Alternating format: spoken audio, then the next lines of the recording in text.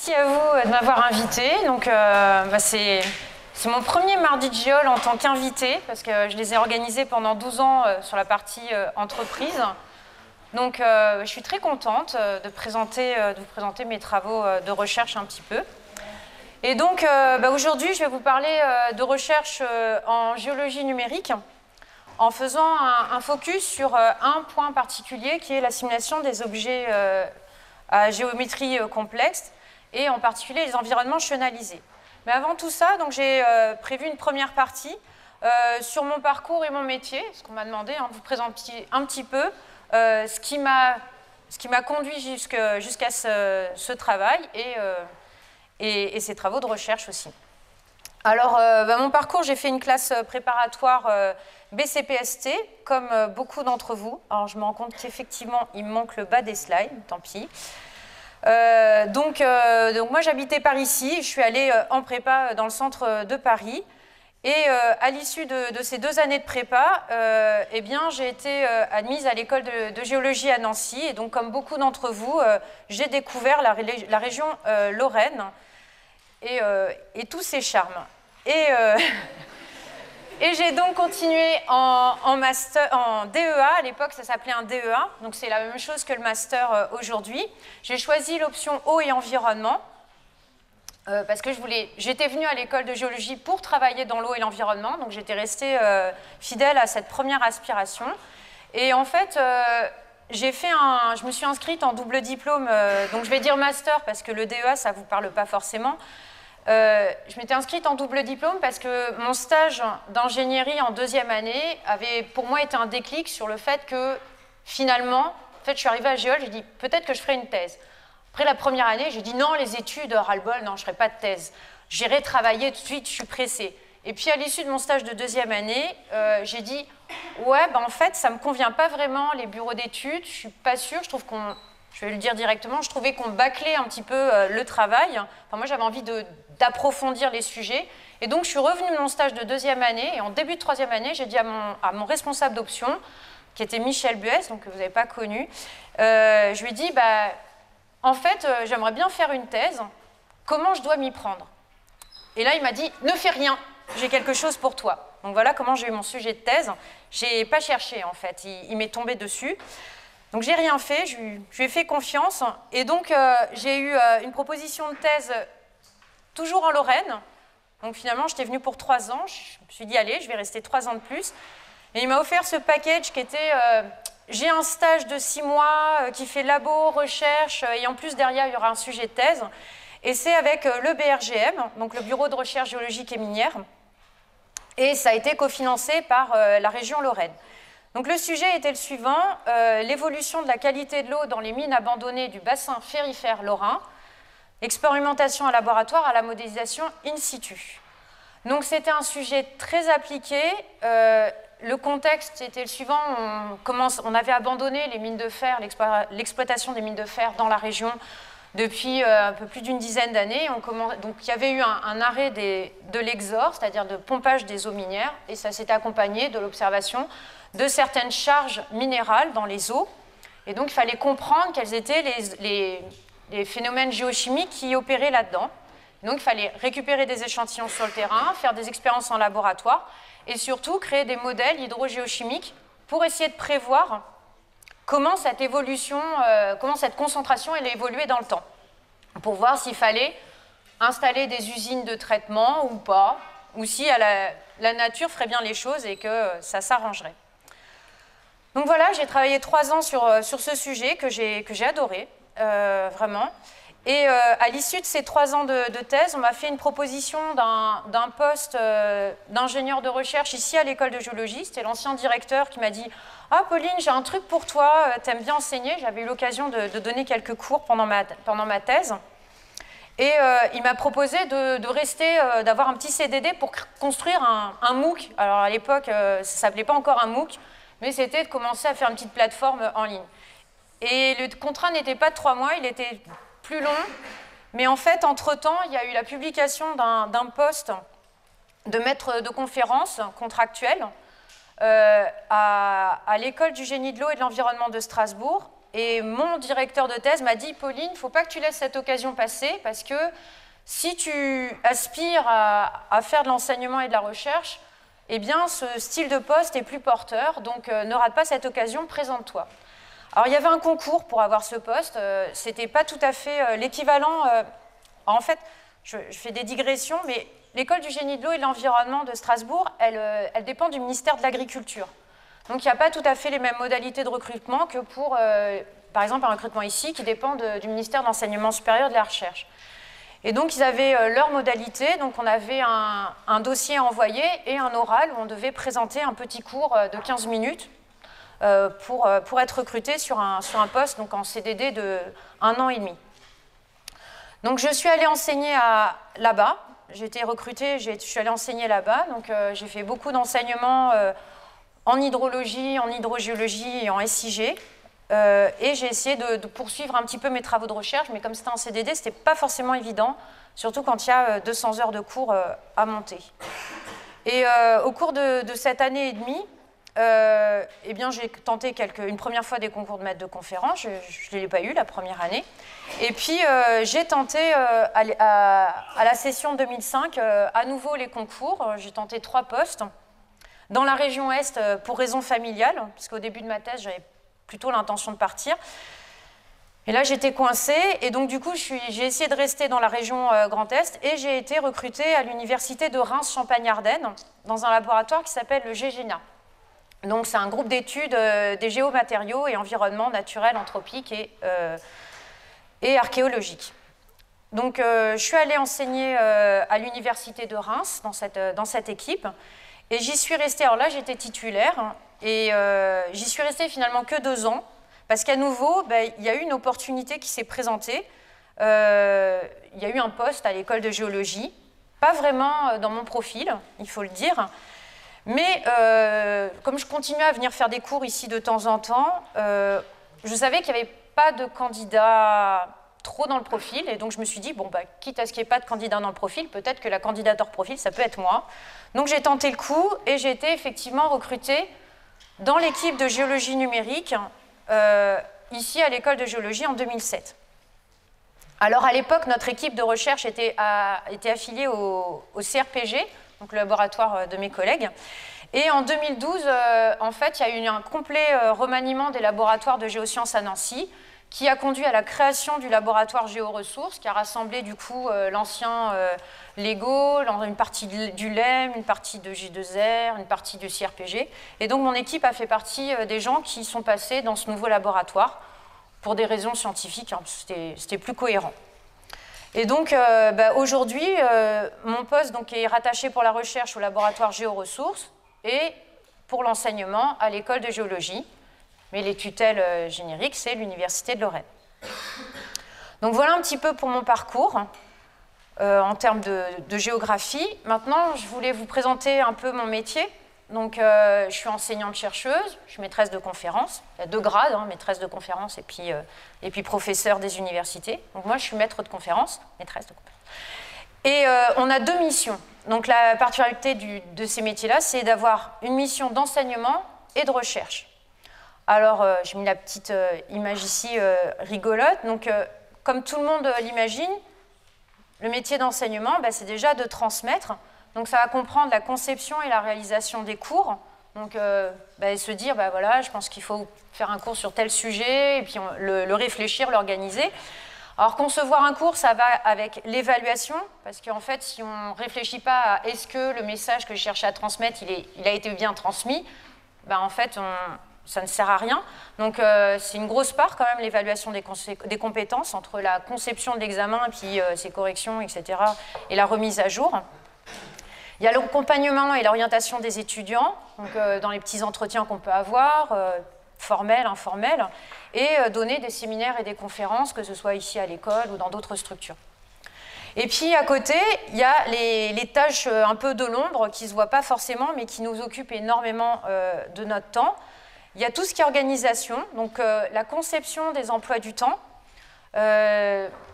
Donc généralement, quand on va être ce qu'on appelle responsable d'un module, et quand on est responsable d'un module d'enseignement, on va avoir une équipe pédagogique à gérer, donc des collègues ou des doctorants qui font leur premier pas dans l'enseignement, et ça va être nous qui vont concevoir l'emploi du temps et qui vont trouver les personnes qui vont intervenir et leur répartir les tâches.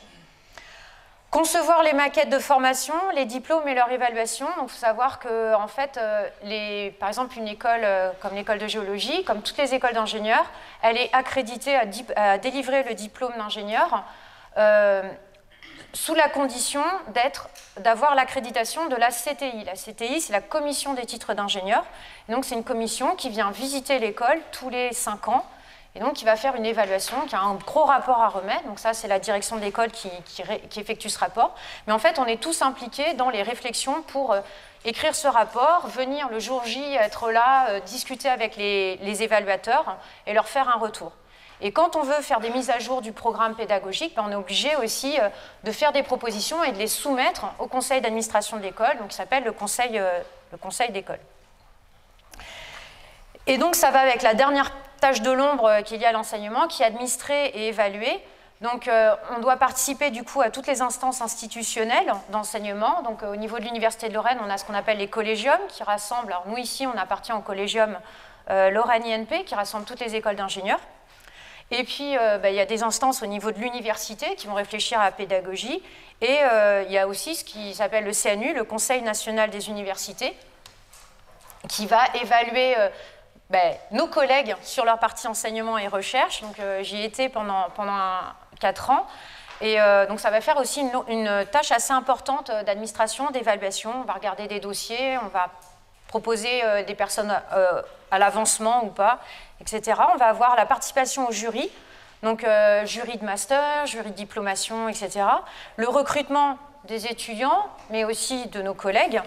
Et dans la tâche des enseignants-chercheurs, c'est nous qui sommes présidents de jury de bac. Donc c'est une responsabilité qui tourne, on ne le fait pas tous les ans. Je ne l'ai fait que 2 ou 3 fois. Mais voilà, on doit aller présider les jurys de bac parce que le bac est un diplôme qui donne l'accès à l'enseignement supérieur. Donc, il doit être présidé par quelqu'un de l'enseignement supérieur. Donc ça, c'est les tâches d'enseignement. Et dans la partie recherche, donc de la même façon, il y a ce qui vient à l'idée de tout le monde. Donc, alors j'ai mis cette image qui est la suite de la précédente, notamment parce que quand j'étais petite, moi j'aimais beaucoup Indiana Jones et je me disais, oh, ça a l'air super comme métier. Je pensais que l'enseignant-chercheur avait plein de temps pour faire autre chose à côté et donc aller à l'aventure. Bon, c'est pas tout à fait vrai, c'est à part Violette, mais c'est pas tout à fait ça la réalité. Mais bon, il y a un petit peu de ça quand même. Donc d'abord, on doit effectuer notre recherche. Alors effectuer de la recherche, c'est pas juste faire une manipulation, c'est tout ce qu'il y a autour. C'est-à-dire qu'il faut d'abord identifier une question scientifique, et ça veut dire lire de la littérature en anglais, donc lire les articles des collègues pour voir qu'est-ce qui a été fait, quels sont les manquements, où est-ce qu'il y a quelque chose à chercher et à trouver. Donc une fois qu'on a identifié une question, il faut imaginer un moyen d'y répondre, un moyen qui soit nouveau, parce que l'idée, c'est pas de refaire ce qui a déjà été fait, sinon ça va être plus de l'ingénierie. Et donc avoir des idées, c'est pas si simple, c'est quand même une grosse partie du travail. Après, il faut la mettre en œuvre. Alors, dans mon domaine, à moi, je fais de la géologie numérique, ça va être développer du code numérique, donc programmer, ou mettre en place des expériences numériques. Pour d'autres domaines, ça va être des expériences en laboratoire, des mesures de terrain, etc. Et une fois qu'on a fait cette mise en œuvre, eh bien, on analyse les résultats et on les met en perspective par rapport aux hypothèses qu'on a pu dresser, et c'est là qu'on va en tirer une conclusion. Donc ça, c'est la recherche à proprement parler. Ça va avec une tâche de partage de ces résultats, donc à travers la rédaction d'articles, qui doivent être en anglais, dans des revues internationales qui sont révisées par les pairs. Il y a tout un processus assez complexe. La participation à des congrès, donc ça c'est vraiment des parties super chouettes du métier, participation au congrès, on rencontre plein de gens, on discute. Par contre, il faut parler en anglais, mais c'est pas grave si vous avez un accent français. L'accent français, c'est cute, donc vous avez le droit de l'assumer complètement. J'ai eu beaucoup de complexes la première fois que je suis allée en conférence. Mon directeur de thèse m'avait fait réviser, il m'avait dit « Ah, très chouette ta présentation, mais Pauline, c'est horrible ton accent. » Du coup, j'ai écrit toute ma présentation en phonétique. J'étais complètement tétanisée le jour J, je n'étais pas du tout naturelle. Et c'était pas terrible, pour dire ce qui est. Et après, j'ai discuté avec d'autres qui m'ont dit « Ah, mais non, mais c'est pas grave, l'accent français, on s'en fiche, on est habitué, c'est cute. » Et du coup, ça m'a complètement déstressée. Et puis maintenant, j'assume. Bon, voilà, j'ai un accent pas terrible. J'y travaille quand même. Mais on se détend une fois qu'on a compris ça. Et donc, il y a toute une tâche aussi de vulgarisation. Alors, participer de temps en temps à la fête de la science. Alors, je reconnais que je ne l'ai pas beaucoup fait. Mais il y a eu les 100 ans de l'école, on a fait des vidéos, des choses comme ça. Donc, il y a régulièrement les portes ouvertes. Donc, il y a plein de tâches de ce genre-là. Alors, toujours dans les métiers de la recherche, il y a la formation par la recherche. Donc, l'encadrement de stagiaires. De thèses. Alors là, j'ai mis en photo tous les doctorants que j'ai et doctorantes que j'ai encadrés ou que j'encadre en ce moment. Donc, ceux que j'encadre en ce moment, c'est les 3 derniers, là. Et donc, tous les autres, c'est ceux que j'ai encadrés par le passé. Donc, ça commence à faire un petit nombre. Et puis, et puis les post-docs. Je n'ai même pas marqué, là, j'ai 3 post-docs. Donc, voilà. Donc, en fait, à un moment donné, le métier, il change avec l'âge. Au début, on fait beaucoup la mise en œuvre quand on est en thèse. Et puis, plus on vieillit, je vais le dire comme ça, plus on bouge sur surtout travailler la question et avoir des idées. Et en fait, comme on n'a pas le temps de les mettre en œuvre, en fait, on confie nos idées à nos doctorants. C'est ça un peu la réalité du métier de chercheur après, c'est qu'on confie nos idées. Mais en fait, il faut les avoir, donc on est obligé d'être toujours au point sur la biblio. Et puis, comme pour l'enseignement, il y a la partie un peu ombre. Il y a une énorme part de notre temps qui est dédiée à trouver des financements, donc pour financer les thèses, justement. Alors, il faut suivre les appels d'offres, rédiger des projets, et quand vous avez obtenu un financement, généralement, après, il faut faire un compte-rendu, un fin de projet. Alors, j'ai mis quelques instances où moi, j'ai eu les financements des thèses que j'encadre, donc j'ai la chance d'être dans une équipe qui a un consortium qui est à la fois géré par des industriels et des académiques. Donc, on a beaucoup de financements par ce biais-là, ce qui nous facilite la tâche, mais qui fait qu'on a des obligations statutaires comme organiser un meeting tous les ans, rédiger un rapport d'avancement tous les ans, etc. Donc, on a beaucoup de rédaction de rapports. Et puis, on a d'autres instances où on va chercher des financements ou des partenaires industriels. Et ça aussi, ça va être des réunions, des meetings et tout pour faire le point, voir ce qu'ils attendent et leur présenter nos résultats. Et comme pour, alors c'est caché le bas, mais comme pour l'enseignement, on a toute une partie d'administration et d'évaluation. Donc j'ai mis participation aux instances de recherche. Donc là, ça va être les conseils de laboratoire. Au niveau de l'Université de Lorraine, on a les pôles scientifiques qui va décider un petit peu de la répartition des postes, des budgets de recherche qu'on a de l'université, etc.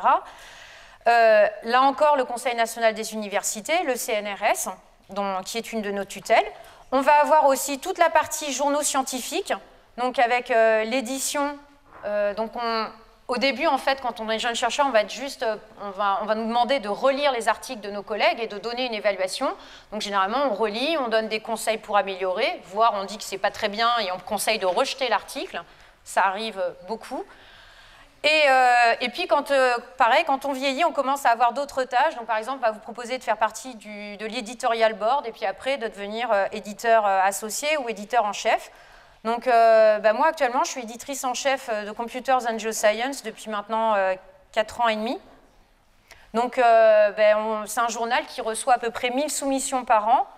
On est 3 éditeurs en chef et donc on gère à peu près, sur une année, on a à peu près 350 nouvelles soumissions à regarder, et après, il y en a beaucoup qui sont rejetés dès la soumission. Donc, ça ne dure pas très longtemps. Puis, il y en a d'autres qu'on va suivre. On va les confier à d'autres personnes, aux éditeurs associés, qui vont à leur tour chercher des relecteurs, qui vont récupérer les résultats, etc. Donc, il y a tout un travail là-dessus qui est pas négligeable. Et puis, j'avais mis en dessous aussi autre chose. Je vois ANR, ah oui, les évaluations de nos laboratoires et de nos collègues de la même façon que la CTI donne l'accréditation à l'école pour délivrer le diplôme d'ingénieur, eh bien, l'HCERES vient visiter les laboratoires pour donner des conseils. Alors là, il n'y a pas vraiment de sens de continuer ou pas, mais en tout cas, elle évalue les laboratoires. Et donc, tous les 4 ou 5 ans, c'est pareil, on rédige. Là, on était en plein dedans au mois de septembre, que ce soit le laboratoire de mes collègues ou moi-même. On a fait partie de la vague d'ITSE, et donc on a tous été évalués en septembre par l'HCERES au niveau des laboratoires. Donc, bilan du laboratoire et puis trajectoire à proposer. Donc, voilà un petit peu le métier d'enseignant-chercheur. Maintenant, je vais vous faire un petit focus sur mes thèmes de recherche. Donc, l'idée de Smart Digital, c'était de vous présenter les thèmes de recherche en géologie numérique, qui est un peu une niche en France et même dans le monde. On n'est pas une grosse communauté. donc déjà, les géosciences, c'est une petite communauté, mais alors la géologie numérique, c'est une encore plus petite communauté, donc au sein de tout ça. Donc j'ai essayé de faire un petit aperçu global. Peut-être avant, est-ce que vous avez des questions? Si vous voulez qu'on fasse une petite parcours. Non? Ok. Donc mon thème de recherche, à moi, c'est la modélisation géologique et hydrogéochimique des réservoirs à géométrie complexe. Donc ça, c'était le titre de mon habilitation à diriger des recherches. C'est un autre truc après la thèse qu'on passe pour pouvoir encadrer des doctorants. Donc je l'ai passé en 2016. Donc ça, c'est mon thème de recherche. Et si je devais reformuler la question scientifique, je la reformulerais de cette façon-là. C'est comment prendre en compte les sources de complexité, donc qui sont de nature géométrique, mais aussi physico-chimique, etc., dans la modélisation des réservoirs souterrains. Donc, ça peut paraître un petit peu obscur à ce stade-là. Je vais essayer de vous montrer des exemples pour que ce soit un peu plus clair. Donc, cette question, je la traite à partir de différents chantiers que je vais vous présenter donc, rapidement. Donc, d'abord, l'après-mine, le fameux sujet de ma thèse. Donc, le principe, c'est qu'en fait, on a un milieu initial qui a un équilibre avec son environnement. Quand on fait une exploitation minière, généralement, on fait des pompages pour abattre le niveau de l'eau. Donc, il y a des entrants d'oxygène, des ressorties de dioxyde de carbone. Donc, on va déstabiliser complètement le milieu d'un point de vue hydrologique, d'un point de vue hydrochimique et aussi d'un point de vue géomécanique. Mais ça, ce n'est pas moi qui gère, c'était mes collègues que vous aurez aussi en enseignement. Et puis, quand on arrête d'exploiter, souvent, pomper de l'eau, on ne va pas pomper pendant des siècles et des siècles. Donc, il y a un moment donné, on arrête de pomper. Et il y a ce qu'on appelle l'ennoyage. Donc, l'eau remonte dans les anciens travaux miniers et va pouvoir dissoudre éventuellement les nouvelles phases minérales qui se sont formées pendant l'exploitation. Donc ça peut amener des pollutions, c'est ce qu'on va appeler le drainage minier. Alors, il peut être acide ou neutre. Dans le bassin ferrifère lorrain, il est neutre. On a de la chance, donc il n'y a pas beaucoup d'impact d'un point de vue qualité de l'eau. Mais en tout cas, ce qui est sûr, c'est que si on regarde la géométrie, on voit bien que de construire des piliers comme ça va faire que ça va être un peu compliqué de considérer ça comme un milieu poreux. Donc ça va avoir des conséquences en termes de modélisation. Donc c'est un système complexe en soi, et j'ai aussi travaillé sur le bassin houiller-lorrain, donc avec des représentations comme ça tridimensionnelles des formations géologiques. Ce que vous voyez là, c'est des veines de charbon en dessous de la formation du Permien, et en gris sont des failles. Et la surface marron, là, c'est la topographie. Donc juste pour vous montrer des représentations géométriques de ce milieu-là. Un deuxième chantier, ça va être tout ce qui est les systèmes karstiques. Donc, ces dernières années, je travaille beaucoup sur ça, sur les systèmes karstiques. Donc les karstes, je vous en ai parlé la semaine dernière en cours. Donc c'est les fameuses grottes souterraines qui ont été créées par l'altération de roches carbonatées par les circulations de l'eau. Donc c'est une altération chimique et un petit peu secondairement mécanique. Et l'idée, ça va être de représenter les réseaux karstiques. Donc à grande échelle, on va surtout voir une espèce de graphe, ensemble de fils. Et puis quand on zoome dessus, on peut essayer d'habiller ces directions de conduit par des représentations 3D. Un troisième chantier qui est un peu plus secondaire, celui-ci, c'était la tectonique salifère. Donc, on avait fait une étude sur ici le bassin de Sivas. Donc, on voit la forme jaune ici, c'est l'enveloppe des sédiments. Donc, on a un bassin qui s'est enfoncé comme ça et qui s'est rempli de sédiments. Donc, toutes ces formations arc-en-ciel, ces petits synclinaux comme ça qui se sont mis dans cette enveloppe. Et en fait, cette enveloppe jaune ici, en dessous du jaune, tout ça, c'est du sel. Et le sel, ça fait des formes très spéciales. Donc, c'est assez technique d'arriver à reproduire ces géométries-là. Et donc, un quatrième chantier, qui est celui que je vais vous présenter plus en détail aujourd'hui, c'est les environnements chenalisés. Donc, je ne vais pas détailler plus en avant cette photo parce que je vais y revenir juste après. Donc, on voit que le point commun de tous ces systèmes-là, c'est qu'à chaque fois, ça va être, en termes de géométrie, ça va être des systèmes qui sont souvent allongés, qui ont des formes pas classiques en termes de géométrie. Et donc, c'est pour ça que je les appelle des objets géologiques complexes. Vraiment, ce n'est pas des formes classiques. On dit même qu'ils sont multivalués parce que sur un axe Z, ils vont avoir on va pouvoir rencontrer plusieurs fois certaines formations. Alors, je vais vous faire donc un focus sur les environnements chenalisés pour mieux illustrer un petit peu ces concepts. Et donc, les environnements chenalisés, on les a travaillés avec 3 thèses. Enfin, moi, je les ai travaillés au travers de 3 thèses. Donc, celle de Guillaume Ronget, qui a soutenu en 2016, Marion Parker, qui a soutenu en 2018, et Enrico Scarpa, qui est en train de réaliser sa thèse en ce moment. Donc, une grosse part des figures que vous allez voir, c'est issu de leurs travaux. Alors d'abord, qu'est-ce qu'on cherche à représenter? C'est quoi ces environnements chenalisés? Je sais que pour l'instant, vous n'avez pas encore fait de sédimentologie, donc on va y revenir un petit peu sur des basiques. Donc les chenaux, c'est des objets sédimentaires. Et c'est des objets sédimentaires qui sont générés notamment quand on regarde une rivière. Et bien là, vous voyez des chenaux. Donc là, on a l'Amazonie. Hop, on voit le grand cours d'eau principal. Il y a un affluent.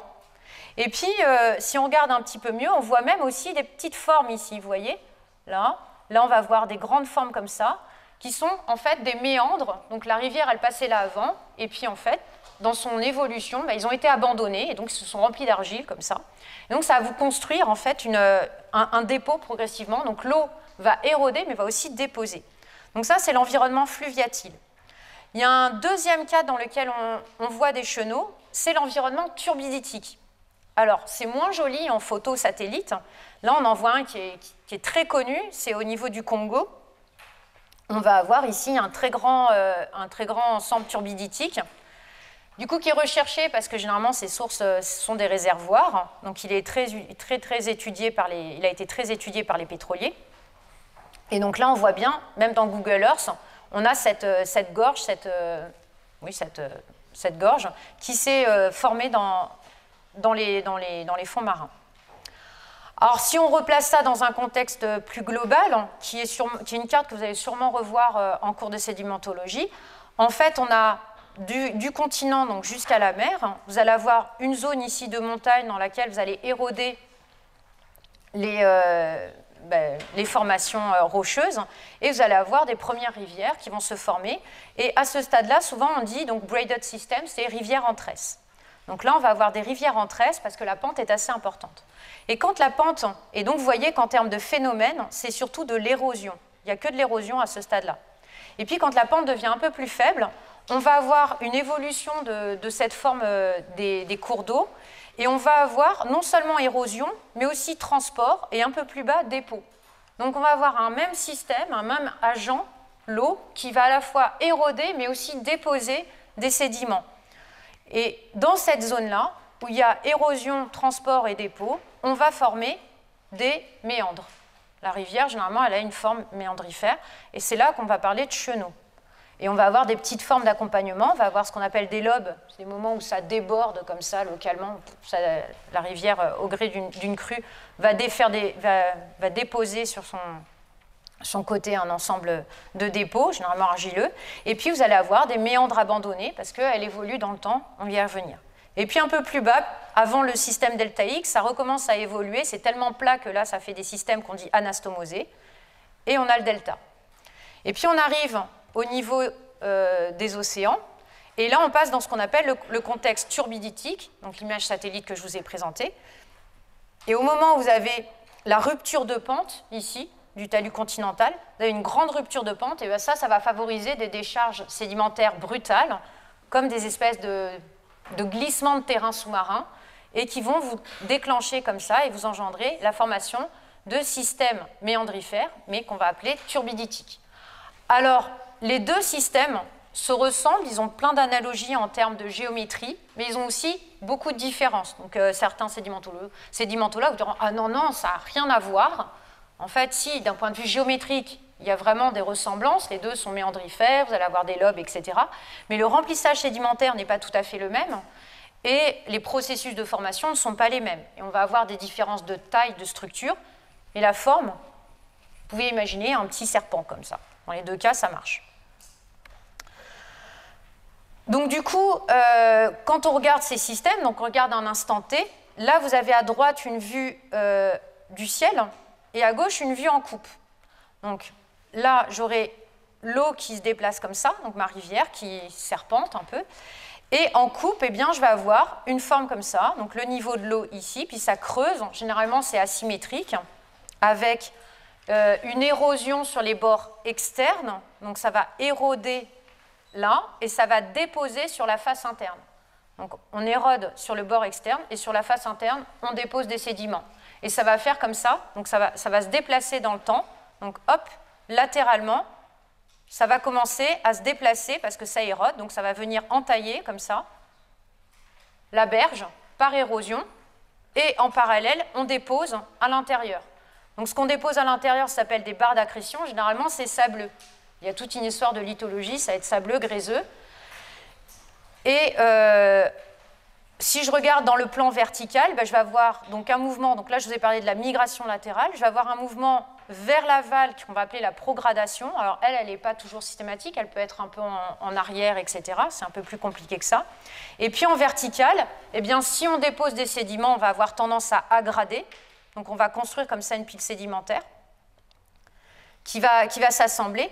Et donc on va se retrouver avec des structures qui sont tridimensionnelles. Donc on va construire comme ça une pile sédimentaire. Alors, vous allez me dire, bah, je vois bien que mon chenal, il creuse et il dépose, mais pour ça, ça veut dire qu'il y a des choses latérales. Bah oui, entre chaque épisode, c'est un petit peu compliqué à voir, parce qu'en fait, vous avez un processus à la fois continu, puisque ça se déplace tout doucement, et en même temps, il y a plein d'épisodes brusques, les épisodes d'inondation. Et quand vous avez inondation, vous allez déposer, la rivière va sortir de son lit et va déposer plein généralement de phases plutôt fines, des argiles, des alluvions, etc., sur les berges. Et donc, vous allez construire comme ça votre pile sédimentaire sur les berges, et la rivière va venir inciser et en même temps construire latéralement. On a tout un système comme ça qui se construit et qui va déclencher la formation d'une pile sédimentaire.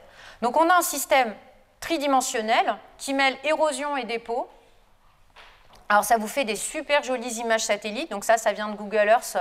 Et alors c'est pas mal, c'est en Russie, parce que c'est pas mal, parce qu'il n'y a pas beaucoup de végétation, donc on voit très très bien la rivière actuelle et les méandres ici abandonnés, donc on voit toutes les phases passées, on arrive à les voir depuis la photo satellite. En coupe, donc on a ce genre de système amalgamé, vous avez un corps principal ici, on l'appelle la ceinture de méandres généralement. À l'intérieur, vous avez un deuxième niveau d'emboîtement, donc on va avoir des grands corps comme ça, et puis à l'intérieur, les petits méandres successifs. Donc on va avoir quelque chose qui a plusieurs échelles, et alors selon l'échelle à laquelle on veut représenter ce niveau de détail, on va aller plus ou moins dans des processus fins. Et du coup, ça se traduit par la construction de piles sédimentaires. Donc voilà ce qu'on va pouvoir voir sur le terrain. Je vous rappelle ici, j'avais mis une échelle, ça fait 1 km, donc il faut imaginer du coup la taille de vos dépôts. Et donc là, vous voyez ici une photo qui n'est pas de moi, qui est de Marion, qui était allée voir ces formations donc, de McMurray, qui sont très très connues et très étudiées en Alberta. Et en fait, au début, on pourrait se dire, bah, tiens, c'est monoclinal, c'est bien horizontal. Ben non, si vous regardez là, regardez cette couche, on voit bien qu'elle penche comme ça, hop, et qu'elle remonte. Donc on voit bien cette forme chenalisée, en fait, là, comme ça, tac, hop.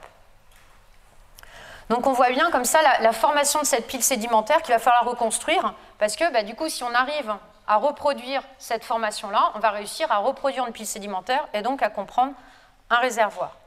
Donc ce qui m'amène à cette question, pourquoi est-ce qu'on a envie de modéliser ces environnements chenalisés?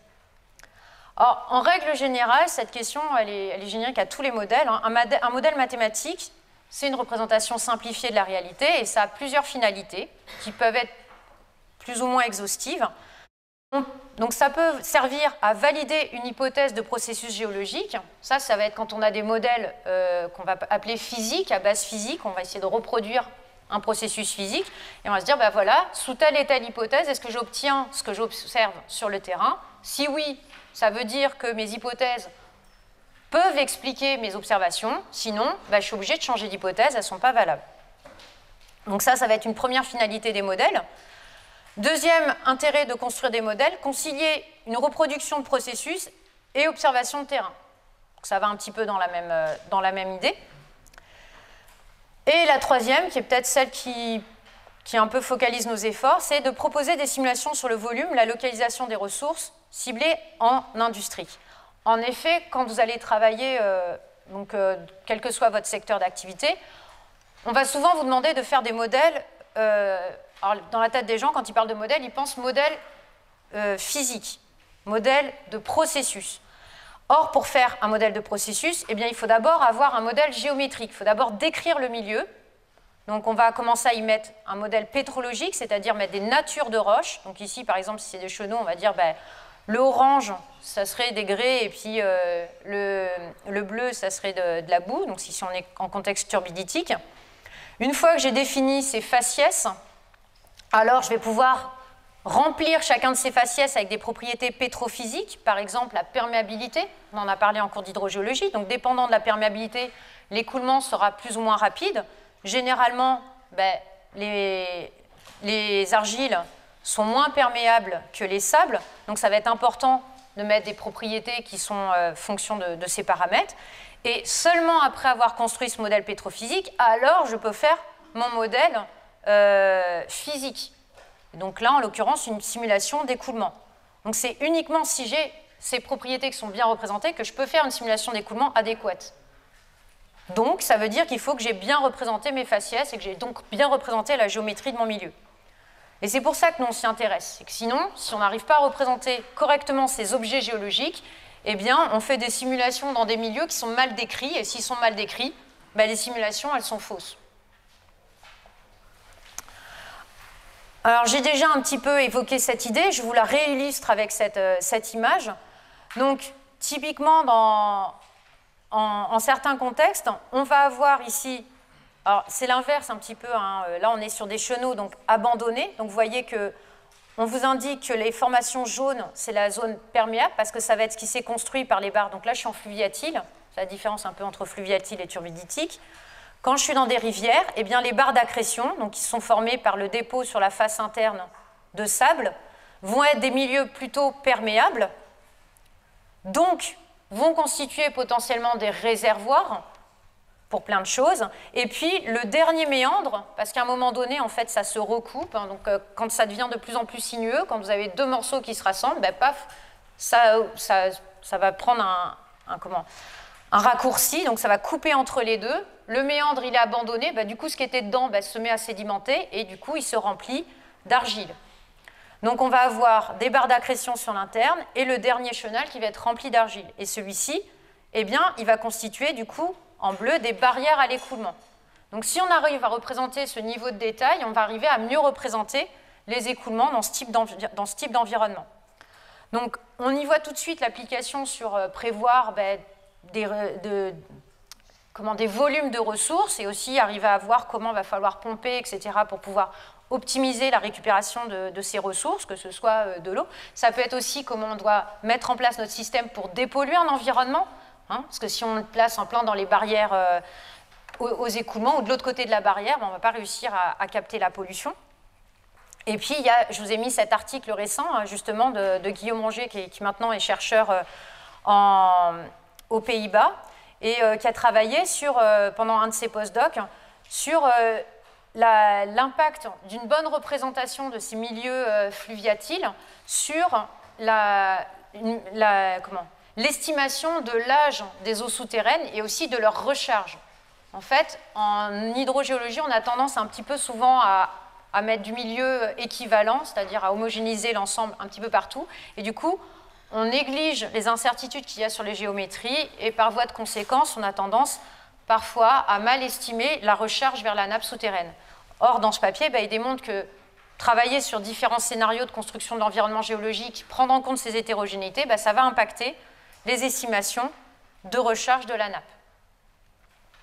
Donc là, on voit un peu l'utilité, quel est l'intérêt de représenter ces géométries fines. C'est vraiment l'idée de la première pierre de ma construction, qui est la simulation d'écoulement, la première pierre, qu'elle soit solide, qu'elle soit fondée. Alors maintenant, on a vu pourquoi c'est bien de représenter correctement des chenaux. Comment est-ce qu'on s'y prend? À partir de quoi est-ce qu'on travaille? Alors, les sources de données qu'on a, essentiellement, on va avoir des données de puits. Donc, les données de puits, il faut imaginer que vous avez un grand domaine comme ça, et vous allez avoir quelques puits dispersés dans ce grand domaine. Donc, ça va être des données qui sont généralement très précises en termes de résolution verticale, mais complètement éparses et incomplètes au niveau horizontal. Vous allez avoir des trous partout. Donc on va avoir beaucoup de mal à savoir le détail de ce qu'on a sous les pieds. Ces données de puits, elles sont complétées par des données sismiques. Donc les données sismiques, ça va être toute la géophysique, les méthodes de géophysique que vous allez voir en début de deuxième année, et qui vont vous donner des idées sur les propriétés des roches, mais ça va être avec une résolution. Donc là, ce qui est bien, c'est que c'est un petit peu comme une échographie, hein, vous avez une vision détaillée, de toute façon, c'est le principe de l'échographie. Donc vous allez avoir une vision détaillée de ce qu'il y a sous vos pieds, mais en fait, c'est travailler à travers le filtre de tous les phénomènes de propagation des ondes. Donc on a quelque chose qui n'est pas une valeur fixe, qui est plein d'incertitudes et qui surtout a une résolution assez faible. Donc vous allez avoir des grands... vous avez quelque chose qui couvre tout le domaine, mais qui ne va pas dans le détail, qui moyenne un petit peu tout. Et puis, ces données de terrain, on peut les compléter par notre connaissance des phénomènes géologiques. On l'a dit, on sait que dans certains contextes, on va plutôt aggrader, d'autres, on va migrer latéralement, et on sait surtout qu'on est censé avoir des chenaux, donc on va chercher des chenaux dans notre environnement. Ce qu'on voit surtout, c'est que ces données, comme elles sont incomplètes, c'est vraiment une des particularités des géosciences, c'est que les données à partir desquelles on travaille, elles sont incomplètes, elles sont éparses, et finalement, on ne sait qu'une toute petite partie de ce qu'on cherche à explorer. Et on ne peut pas avoir un accès à tout le domaine. Il faudrait creuser à la petite cuillère chaque centimètre carré de roche pour pouvoir vraiment savoir ce qu'on a sous nos pieds. Donc on a des incertitudes et on doit faire avec ces incertitudes. On n'a pas de représentation fixe du sous-sol. Donc ça, c'est un premier message important et qui dirige un petit peu nos recherches. Alors face à ça, on peut avoir plusieurs stratégies. Alors ce petit dessin, je l'avais fait en contexte kartique, je n'ai pas eu le temps de le retravailler pour vous faire avec des chenaux. Donc imaginons qu'on se dise, voilà, j'ai des puits, et puis partout où il y a du noir, c'est une grotte. Je sais que là, j'ai rencontré une grotte karstique, donc normalement, j'ai une grotte qui doit relier ces différents traits noirs. Alors, l'approche déterministe va dire, je vais essayer de faire la forme la plus optimale, qui me paraît la plus probable par rapport à là où mes puits traversaient. Donc j'ai vu que j'avais du noir ici, paf, je fais un patatoïde autour, et puis j'essaye de le rassembler à celui que je vois à droite, par rapport à ce que je sais des milieux karstiques. Donc le déterministe, il a tendance quand même souvent à lisser. Mon illustration n'est pas forcément hyper adaptée pour ça. Mais l'approche déterministe, c'est de faire ce qui nous paraît le plus simple et le plus probable. Alors, cette approche, elle a comme défaut que du coup, elle ne tient pas compte de ces incertitudes. Elle va vous fournir un modèle et vous allez faire toute la suite de vos calculs dessus, en oubliant qu'en fait, ce modèle, ça n'est qu'une représentation parmi d'autres. En effet, votre réalité, elle aurait pu être différente. Et si on considère que le noir, c'est un grand trou, eh bien, entre eux, vous pouvez vérifier, hein, j'ai pas mal travaillé ça. Le noir est toujours au même endroit sur les puits, ça ne bouge pas le long des puits, mais par contre, entre les puits, ça bouge. Et si vous regardez, ici, j'ai de l'eau qui peut aller de gauche à droite, alors que là, eh bien, vous avez quelque chose qui est complètement déconnecté. Et donc, vous allez vous tromper dans vos estimations d'écoulement. Donc, si je n'ai qu'une seule représentation de la réalité, je vais sous-estimer les incertitudes et je vais peut-être faire des prévisions qui seront fausses. Je suis même, en fait, sûre de faire des prévisions plutôt fausses. Donc c'est pour ça que nous, ce qu'on développe surtout, c'est le développement de méthodes de simulation stochastique. Stochastique, ça veut dire aléatoire. Donc au lieu d'essayer de représenter une image de ce qu'on a sous nos pieds, à chaque fois, ce qu'on essaye de développer, c'est des méthodes qui vont nous générer un grand nombre de possibles. C'est possible devant honorer les observations de terrain. Si je sais qu'il y a du noir le long de mon puits à tel endroit, eh bien, je veux mettre du noir à cet endroit-là. Donc on pourrait se dire, du coup, il suffit de mettre dans l'ordinateur random et de mettre un petit peu tout au hasard jusqu'à ce que ça me mette du noir là où j'ai du noir sur le puits et puis le reste, je fais ce que je veux. Pourquoi pas? Mais quand même, là, si vous faites ça, vous pouvez avoir des résultats de ce type-là. Ça colle toujours au puits. Mais normalement, quand on est géologue, on se dit, je sais que mon sous-sol, il ne va pas être comme ça. Donc, ça veut dire que vous avez une information, et cette information que vous avez envie de mettre dans l'ordinateur, c'est le concept géologique. Et ça, traduire un concept géologique en algorithme, eh bien, c'est pas évident. C'est vraiment là que se situe, en fait, toute la recherche qu'on fait, qui, pour moi, est Enfin, il y a des fois, on fait des oppositions entre recherche fondamentale et appliquée. Pour moi, cette question-là, elle est assez fondamentale. C'est comment est-ce que j'arrive à traduire un concept. Moi, je sais que les chenaux, c'est un petit truc qui zigzague comme ça ressemble à un petit serpent, un spaghetti, mais j'ai le droit de faire un méandre un peu plus large, un peu plus long, un peu... Mais quand je le regarde avec mes yeux, tout de suite, quand je vois un dessin, je me dis, ça, c'est pas géologique. Pour que votre ordinateur il devine que ça, c'est pas géologique, c'est pas évident. Et même avec du machine learning, je vous assure. Donc, la solution, c'est de concevoir des algorithmes qui vont respecter les concepts géologiques. Et c'est là que se situe vraiment tout le nœud de ma recherche et de celle de mes collègues, parce qu'on est une petite équipe et on a un petit peu tous le même corps de métier, c'est d'arriver à construire des méthodes qui réconcilient la géologie et les approches de la géostatistique, les approches automatiques de l'ordinateur. Donc on est vraiment dans une approche équilibrée. J'essaye d'honorer les données, de prendre en compte les incertitudes, donc de faire le plus de modèles possible qui honorent mes données, mais pas non plus n'importe quoi. Je veux que ces modèles respectent l'idée que j'ai du milieu souterrain. Donc ça, c'est l'enjeu. Et ça, je l'ai illustré là un peu avec le karst sur l'illustration. Ici, vous l'avez avec les chenaux, mais je peux le faire sur presque tous les objets géologiques. Alors voilà pour la stratégie globale. Maintenant, je vais terminer cette dernière phase par quelques contributions, vous montrer du coup qu'est-ce qu'on a fait pour répondre à cette question avec quelques exemples. Alors, ouais, c'est peut-être déjà 50 minutes. Donc, première proposition, donc par exemple pour représenter un chenal. Alors ça, c'était les travaux de Guillaume Rongier. Donc, ce qu'il a fait de la biblio. Je vous ai dit, la biblio, c'est le premier pas du chercheur. Donc, on se dit, voilà, j'ai identifié ma question scientifique, je veux faire un truc qui ressemble à un petit serpent comme ça. Donc, je veux que ce soit linéaire, je veux que ce soit connecté. Par contre, je veux que la forme soit quand même assez aléatoire. Et je vais vouloir mettre des informations, mes puits, ma sismique, etc. Donc, il a cherché un petit peu, il s'est dit, bon, il y avait des méthodes, je ne vous refais pas tout ce qui existe déjà. On a cherché une nouvelle voie et il a trouvé ça, les systèmes de Lindenmayer. C'est quelque chose qui est utilisé pour modéliser des végétaux. Alors, je vais vous la faire courte, c'est une grammaire formelle. C'est quoi une grammaire formelle? On part d'un axiome, ici, A, et on va avoir des règles de transformation. Par exemple, ici, on dirait A donne BA et B donne A. Du coup, si on part de l'axiome A, au premier tour, A donne BA, et puis je lis à l'étape successive, là, j'ai un B, donc ça va donner un A, et j'ai un A, ça va donner BA. Puis je continue comme ça. Et ça va me construire une chaîne à l'ordre n. Et donc, en entrée de l'algorithme, on va dire, voilà, mon axiome de départ, mes règles de production, et je m'arrêterai à tel ordre. Chaque lettre va ensuite être interprétée géométriquement. Et ça vous permet de construire des arbres, des choses, etc. Donc, ce qu'a fait Guillaume Rongier, c'est qu'il a choisi son alphabet, donc un alphabet avec un axiome de départ qui est le T, une lettre qui est le C qui se traduisait géométriquement par un segment, et puis deux autres lettres qui étaient le plus et le moins, qui voulaient dire, en termes géométriques, tourne à gauche d'un angle alpha, tourne à droite d'un angle alpha.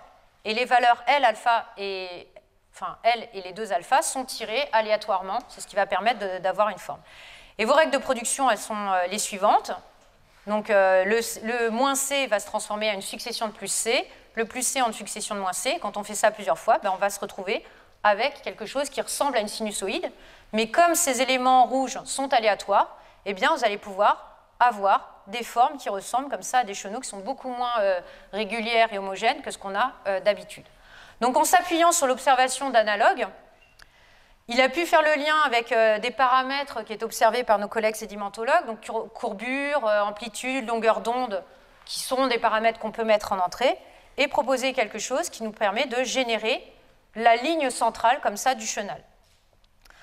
Alors je ne rentre pas dans les détails, mais on a adapté cette méthode pour pouvoir prendre en compte des données sismiques et des données de puits, donc en mettant des contraintes sur l'interprétation géométrique. En fin de compte, on attire les segments par les données au fur et à mesure de leur conception, donc ça nous permet de remplir notre cahier des charges. Et une fois qu'on a fait cette ligne centrale, à vos souhaits, on peut l'habiller pour créer un joli chenal et pas juste une ligne. Et on l'habille grâce à un objet qui s'appelle les NURBS, c'est les Non-Uniform Rational B-Spline. Et donc ça, tout cet outil d'habillage, ça avait été fait par Jérémy Ruyu, qui était encadré par mon collègue donc dans sa thèse auparavant. Alors, en résultat, ça fait des... Voilà, ça est censé bouger. Ça vous permet de générer... Alors, ça bouge doucement, mais normalement, ça bouge un peu plus vite. Pour vous montrer, chaque image, là, que vous voyez quand ça bouge, c'est une nouvelle réalisation. Ce n'est pas les mêmes qu'avant. Et donc là, vous avez des réalisations qui honorent... c'est du système turbiditique. Donc, on a un chenal, une ceinture de méandres ici, qui enserre les méandres d'ordre inférieur. Et on arrive comme ça à générer plein de réalisations différentes où on a ces formes linéaires, donc nos petits chenaux. Et puis, on peut faire ça plein de fois et regarder la moyenne sur 100 réalisations. Donc ça va être notre donnée d'entrée, la fameuse sismique, qui dit en moyenne, ça se situe là. Et on voit qu'une réalisation peut me mettre des chenaux à des endroits où j'en voyais pas à gauche. C'est le principe de l'aléatoire. C'est pas parce que c'est là que c'est le plus probable qu'il n'y en a que là. Mais si je regarde sur une moyenne de 100 réalisations, eh bien là, je vais honorer mes statistiques d'entrée. Et c'est ça qui est important aussi dans les simulations, c'est de ne pas se contenter de faire quelque chose là où c'est le plus probable, mais d'aller explorer aussi les endroits où c'est peut-être un peu moins probable, mais ça peut impacter vos résultats. Et puis, on peut faire la même chose en ajoutant la contrainte des données de puits. Donc, on a la même chose que tout à l'heure, simplement, là, il y a les données de puits qui disent à cet endroit, j'ai vu du chenal, à cet endroit, j'en ai pas vu. Et donc, on va essayer de respecter ces contraintes d'entrée. Alors ça, c'était une première contribution qui avait été faite dans le cadre des travaux de thèse de Guillaume. Et après, il y a d'autres questions qui peuvent en découler. Je vous l'ai dit, les systèmes chenalisés, ce n'est pas des chenaux comme ça qui... Enfin, ça existe, notamment en turbiditique, on va avoir des déversements comme ça de chenaux majeurs. Mais après, au sein de ce chenal majeur, en fait, chaque chenal va un peu migrer et aggrader comme ça, progressivement. Donc il y a une dimension en fait continue au sein de ce côté un peu plus stochastique. Donc on a en fait un emboîtement de structures, on va avoir une grande ceinture dans laquelle on a l'impression que les choses sont déconnectées, mais on a des sous-ensembles où là, il y a vraiment de la migration. Or ça, du coup, ça peut impacter mon écoulement. Donc on s'est dit, tiens, si je veux représenter le fait que mes chenaux ils sont connectés les uns aux autres, comment je m'y prends? Intuitivement, on se dit, tiens, si je fais quelque chose qui est physique, donc ça c'est ce que font un de nos collègues américains, donc ils développent des modèles comme ça, alors c'est pas tout à fait physique, mais c'est basé sur une équation physique qui dit que quand j'ai une rivière, au fur et à mesure du temps, elle va se mettre à méandrer de plus en plus. Et je vais essayer de reproduire comme ça son évolution dans le temps. Donc pourquoi pas? Nous, ce qu'on s'est dit, alors déjà on a essayé de faire ça, on s'est dit, tiens, je vais faire mon L-système, et puis je vais essayer de mettre des règles géostatistiques pour reproduire cette migration, donc avec des moments où ça évolue tout doucement, donc on voit là ici la migration avec agrégation qui est progressive, et puis il y a des moments où ça évolue parce qu'on met une petite dimension aléatoire dedans, ça évolue un peu plus, et puis on a rajouté dedans des moments où vous avez ce qu'on appelle une avulsion. Naturellement, les rivières, elles font ça, et des moments, ça va sortir de son lit, généralement un moment d'inondation, et ça va prendre un nouveau chemin, et l'ancien lit de rivière va être abandonné. Et puis le deuxième phénomène qu'on peut avoir, c'est les fameux abandons de méandres. Donc les deux, c'est des avulsions. En fait, c'est une avulsion globale, et ça, c'est une avulsion locale. Donc ça méandre, puis à un moment donné, les deux bords ici se touchent, et du coup, ça prend un raccourci, et ça redevient tout droit, et ça recommence à méandrer. Donc avec des règles statistiques, on a réussi à reproduire ça également. Mais qu'est-ce qu'on voit sur une sismique? Alors sur une sismique, on voit ce genre de choses. Donc sur cette zone-là où on se dit, ah ok, ici où l'amplitude est élevée, je sais que j'ai des chenaux, mais je ne vois pas trop où ils passent, je peux utiliser les algorithmes qu'a proposé Guillaume Rongier et utiliser les L-systèmes pour produire des chenaux dans cet endroit-là. Mais finalement, il y a des endroits où le dernier chenal, celui qui est avant une avulsion, en fait, il est rempli d'argile, donc souvent, il ressort sur la sismique. Et effectivement, sur cette sismique, là, je le vois. Donc, pourquoi je m'embêterais à le simuler alors qu'il suffit que je le dessine à la main? Je ne vais pas faire ça, donc je peux le digitaliser. Je vais le digitaliser et j'aurai le dernier chenal. Et puis, je vais voir que, j'ai vu le dernier chenal, mais je vois aussi qu'il y a des endroits où il a été abandonné. Donc, quelques temps avant, donc dans la pile sédimentaire un peu plus enfoncée, il était à cet endroit-là. Donc là, j'ai des indices de position passée. Alors finalement, ce qu'on a proposé, c'est au lieu d'utiliser une approche, ce qu'on dirait forward, ou en tout cas dans le sens du temps, on a proposé d'utiliser une approche inverse du temps donc de revenir en arrière, de faire une machine à remonter dans le temps sédimentaire, et de dire, je pars de l'état final, parce que c'est celui que je vois souvent le mieux sur de la sismique, et c'est celui, du coup, que je veux honorer, et je vais essayer de revenir dans le temps passé, en partant de la fin, et en redescendant, comme ça, vers le démarrage. Et donc ça, c'est ce qui a motivé en fait les travaux de thèse de Marion Parker. Donc elle a proposé une approche, on partait du dernier chenal, et on a intégré ça dans une simulation inverse, en intégrant les méandres d'abandon. Donc on a déjà fait des premiers tests avec Guillaume Ronget, donc avec une approche purement géostatistique. Donc ça nous permet, donc là vous voyez, on part du dernier, puis petit à petit ça revient droit. Alors le problème c'est que justement dans la nature ça redevient pas, on n'est pas parti d'un truc complètement droit, parce que à chaque fois que ça devient droit, c'est parce qu'à l'étape d'avant, vous aviez un méandre d'abandon. Donc, en générant aléatoirement des méandres d'abandon, on arrive à entretenir comme ça le système. Là, je sais que je deviens un peu technique. Donc, Marion, ce qu'elle a fait, c'est qu'elle s'est inspirée d'abord donc là, on avait des approches très mathématiques. Elle s'est dit, OK, on va faire une approche inverse, mais pour avoir les critères de comment je remonte le temps, je vais essayer d'étudier un système naturel, et on a trouvé ces données du Mississippi qui étaient mises à disposition par le ministère des Armées américaine, et vous avez reconstitué, vous voyez sur l'image, ils ont vraiment tracé les anciennes positions du Mississippi.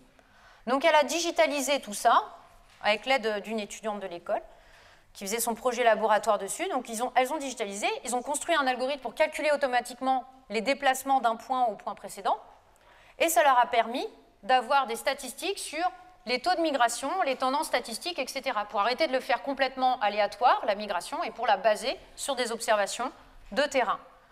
Donc, en s'appuyant sur un cas de terrain, il est ressorti qu'en fait, il fallait décomposer la migration par demi-méandre, donc par petites boucles, avec une composante qui va vers l'aval et en latéral. Et là, c'est un peu technique, c'est le lien avec la courbure. En fait, on avait tendance à croire que c'était toujours, on migrait plus là où la courbure était maximale. En fait, nos analyses statistiques, elles ne semblent pas aller dans ce sens-là. Donc, c'était quand même une conclusion assez importante. Mais en se basant là-dessus, on voit qu'on arrive à construire une nouvelle méthode de migration qui permet de reproduire la grande variété de motifs de migration qui sont observés. Alors, je suis désolée, il y a quelques slides en anglais, parce que c'est des travaux de recherche anglais, je n'ai pas eu le temps de tout traduire hier soir. Donc, pour certains, il faut apprendre à passer de l'un à l'autre. Donc, elle a proposé une approche qu'on a appelée CHARMIGS, pour Channel Reverse Migration Simulation. Donc, la simulation de la migration des chenaux en temps inverse. Et donc, ça nous permet de gérer les incertitudes. Donc, toute la partie qu'on ne connaît pas, c'est des lois géostatistiques qui nous permettent de les prendre en compte. Et on intègre les méandres abandonnés dans le processus. Alors, le texte, vous pouvez un petit peu l'oublier, et vous pouvez regarder la petite image en dessous. Donc, application. Là, on a l'image de la Taniara River en Russie. Donc, on peut digitaliser à partir de cette image le dernier méandre, le dernier chenal. Donc, c'est le bleu foncé. Et on peut digitaliser tous ceux qui ont été abandonnés. Et à partir de là, grâce à ce code numérique, on peut proposer un scénario d'évolution de la rivière, mais on peut aussi en proposer un autre. Donc à chaque fois, les couleurs, c'est plus ou moins récent. Plus ou moins ancien, pardon, c'est un petit peu bizarre de mettre plus comme ça. Donc les plus récents, c'est les bleus foncés, et les plus anciens, c'est les clairs, un peu inversé. Et donc après, on peut faire même une carte moyenne des 100 réalisations, pour voir les endroits où les scénarios les plus probables, etc. Donc voilà un petit peu ce qui a été proposé. Et puis, elle a même élargi à une application à la fameuse McMurray Formation, qu'on voyait en partie à l'affleurement, mais qui a une partie identique en profondeur. Et donc, on avait une carte en profondeur de cette formation. Et on pouvait essayer de détecter de manière semi-automatique et d'essayer de deviner en fait la chronologie d'abandon et l'histoire de la rivière. Alors, je vais m'attaquer maintenant à la dernière partie de ce côté un peu technique. Alors, c'est sympa de faire des jolies images. J'ai aussi choisi cette appli-là parce qu'on a des jolies images. Donc, on est content, on fait plein de jolies images, mais finalement, la question qui nous est toujours posée, c'est « Ah ouais, mais comment vous validez vos modèles ?»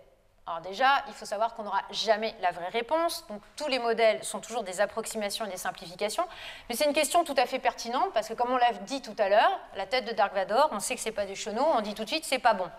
Sauf qu'il y a plein d'entre-deux. Il y a plein de cas où on va se dire, bah ouais, ce truc-là, ça pourrait être bien, mais finalement, est-ce qu'il n'y a pas quelque chose qu'on a oublié, etc. Et du coup, on s'est dit, on va essayer de développer des indicateurs pour voir si on est satisfait ou pas, parce qu'il y avait plein d'autres méthodes que ces méthodes-là pour simuler des chenaux, et les gens avaient tendance dans les articles scientifiques à dire, à la fin de leur article, tout le monde essayait de vendre sa méthode, et donc, regardez, ils vous montrent 2 photos, alors que l'idée d'un processus stochastique, c'est d'en faire 100, voire plus, et ils prennent forcément les 2 meilleurs de eux, souvent les 2 pires des autres méthodes, et vous disent, regardez, c'est vachement mieux visuellement. Donc ça, c'est bof, scientifiquement, il vaut mieux avoir des critères objectifs. Donc là, on s'est dit, tiens, on a plein de méthodes différentes, on est capable, nous, de les migrer, donc d'avoir quelque chose qui est issu d'une histoire géologique, ou de les faire complètement au hasard. Donc on a fait 3 séries de 100, selon ces 3 scénarios, et on s'est dit, maintenant, est-ce que je suis capable, avec des indicateurs, qui seraient des données quantitatives, donc de dire, par exemple, alors je ne vous les détaille pas, on en a développé 16, et de classer en fait mes 300 réalisations et de voir si j'ai des tendances qui ressortent. Donc on a pu comme ça proposer des méthodes de calcul de dissimilarité pour voir si on retrouvait des familles de modélisation, pour voir ce qui était semblable d'un point de vue statique et voir si du coup avec à l'œil on pouvait distinguer des groupes comme ça de réalisations. Alors ça c'est d'un point de vue statique, ça va nous permettre à l'œil de dire tiens oui telle méthode fait des choses très différentes de telle autre, au contraire finalement on a 2 méthodes qui nous donnent un peu le même type de résultat, mais ça ne nous indique pas si c'est important pour les écoulements. Donc ça c'est les travaux qui sont actuellement en cours et c'est la thèse d'Enrico Scarpa. Donc il travaille sur l'impact de ces différentes méthodes de modélisation sur les écoulements qui en découlent. Donc je vais vous montrer quelques résultats qu'il a eu là les derniers mois. Donc l'idée, c'était de reprendre les 300 modèles qu'on avait générés dans la thèse de Guillaume Rongier et de simuler un scénario où là, vous avez 3 puits horizontaux qui injectent de l'eau, 3 puits producteurs qui, eux, pompent. Donc on se place dans un cadre où on imagine que c'est un réservoir qui contient du pétrole. On injecte, donc c'est comme ça qu'on exploite le pétrole, généralement on injecte de l'eau pour mettre de la pression, parce que si vous vous contentez juste de pomper, en fait vous faites une dépression dans le réservoir, donc il faut injecter de l'eau d'un côté pour maintenir la pression dans le réservoir. Donc on injecte ici de l'eau, on pompe de ce côté-là, et vous avez plein de particularités qui sont liées au fait que du coup l'écoulement il est un peu plus compliqué puisque vous avez 2 phases dans le système souterrain, donc une phase huile et une phase eau. Et il a testé ces 100 scénarios, il a fait 300 simulations d'écoulement biphasiques. Donc là, on voit l'avancée du front de saturation, donc avec la catégorie des disorganized stacking, c'est-à-dire les chenaux qui ont été générés un peu aléatoirement, indépendamment les uns des autres. Ici, ceux qui sont conditionnés par des données de puits, et puis là, ceux qui sont uncionals, qu'on a fait migrer, comme ça, dans le temps. Et puis, on voit les résultats de ces 100 simulations sur le côté écoulement. Donc là, vous avez sa première série de graphiques, c'est ce qu'on appelle RE, c'est le Recovery Efficiency, donc l'efficacité de récupération. Donc pour la faire simple, en gros, ça va être la quantité d'huile que vous allez réussir à récupérer du réservoir rapportée à la quantité d'huile qui contenait au départ. Donc on voit forcément, elle augmente au fur et à mesure du temps. Plus l'exploitation dure longtemps, plus vous récupérez d'huile. Mais vous avez ici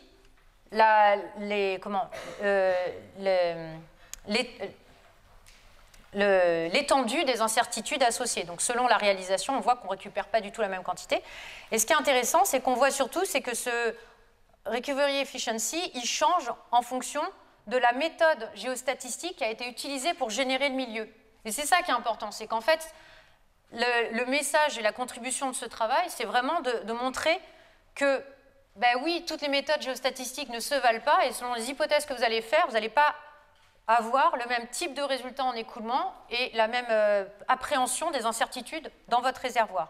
Donc là, c'est la récupération en huile, et ici, c'est le moment où en fait l'eau sort et la quantité d'eau que vous récupérez au niveau de votre puits producteur.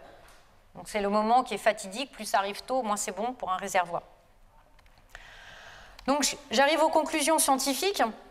Donc en gros, on investigue plein de pistes différentes en règle générale, et on essaye d'avoir une approche pragmatique, c'est-à-dire à chaque fois de partir d'observations actuelles, d'objets naturels, et des données qu'on a à notre disposition pour construire des méthodes numériques. En règle générale, on essaye toujours de développer des méthodes stochastiques, c'est-à-dire pour prendre en compte les incertitudes, on va générer un ensemble de possibles, et ça nous permet aussi d'intégrer l'irréversibilité de certains processus. L'abandon de méandre, c'est quelque chose qui est irréversible, donc on ne peut pas le faire de manière continue, on est obligé de mettre une dimension discrète. On va intégrer la connaissance géologique à travers l'étude de systèmes naturels, donc c'est l'exemple du Mississippi, et à chaque fois on essaye de se replacer dans un contexte plus large de modélisation du sous-sol, donc en allant jusqu'aux simulations pétrophysiques, l'impact sur les écoulements, etc. Alors des perspectives, il y en a plein, heureusement, sinon on serait au chômage. Donc dans la simulation, simuler des géométries, un conciliant géologie et données, quels que soient les domaines, on a toujours beaucoup de travail à faire. Gérer le changement d'échelle, ça va dépendre de l'échelle à laquelle vous travaillez. Simuler les processus, voir les hétérogénéités qui sont clés, qui impactent et celles qui n'impactent pas. Ça sert peut-être à rien de faire des choses super jolies, super fines, si finalement ça a peu d'impact sur l'objet, sur les questions qui vous intéressent. Et ensuite, on essaye de faire ce qu'on appelle de l'inversion, c'est-à-dire de partir d'une donnée de production et de se dire, ah ben tiens, maintenant j'essaye de mettre à jour mon modèle par rapport à la donnée dynamique que j'ai obtenue. Je vais passer un petit peu rapidement. Donc en gros, il faut creuser, la référence.